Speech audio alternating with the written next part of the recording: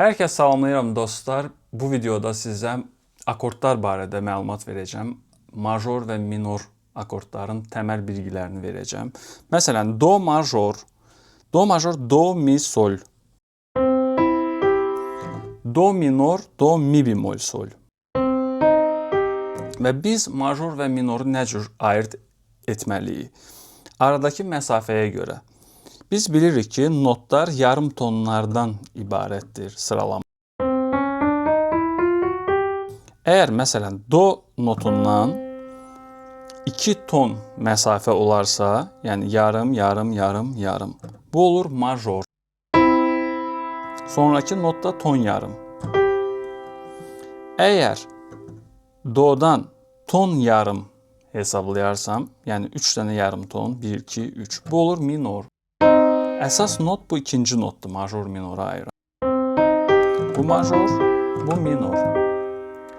Qalan artıq major və minorları, qalan notlarını siz artıq rahatlıqla belə tapa bilərsiniz. Sonra akordların dönmələri var.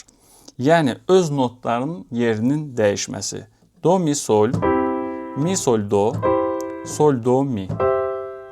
Bunlar bizə akorddan akorda keçəndə çox vacibdir. Həm də məsələn, do major akordunu götürəndə sonda hansı nota eşitmək istəyirəm? Do, mi, sol götürəmsə sonda soldur. Mi, sol, do götürəmsə sonda do, sol, do, mi, sonda mi'dir. Və mən bir musiqidə hansı notu sonda eşitmək istəyirəm? Məsələn, do majordan fa majora keçmək istəyirəm. Baxın, do, mi, sol, fa, la, do. Bu sadəcə do majordan fa majora belə keçdim, amma birləşdirmədim. Məsələn, mən istəyirəm do majoru götürəndə sonda sol olsun, amma fa majoru götürəndə sonda la olsun. Məsələn, do, mi, sol, sonda la olması üçün do, fa, la götürməliyim. Yəni, fa majorun bu dönməsinə düşdü, bu inversionuna düşdü. Başqa, məsələn, do majoru elə götürüm ki, sonda do olsun. Mi, sol, do. Və fa majorda elə götürüm ki, sonda yenə do olsun. Yəni, seçimlərimiz çoxalır burada. Sonra akordlar sıx və gen quruluşda olur.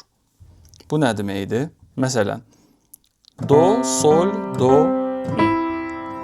Bu aradakı məsafə 3 və 4 olarsa, yəni tersiya və kvart olarsa, bu sıx quruluşdur. Baxın, növbəti do, mi, sol.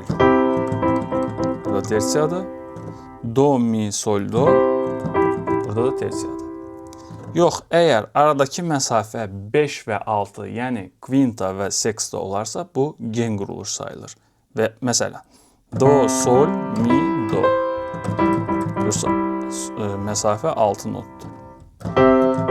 Burada do, sol, kvinta 5 not. Do, mi, do, sol, son məsafə seksta, yəni 6. Məsələn, burada da götürürəm bu akordu, sonda mi, istəyirəm fa majora keçim. Amma olsun sonda fa. Belə. Və yaxud sonda la istəyirəm. Və bu cür siz akorddan akorda keçə bilərsiniz və aradakı fərqləri siz görəcəksiniz. Dostlar, mövzu çox dərindir. Mən hissə-hissə bunu paylaşıram.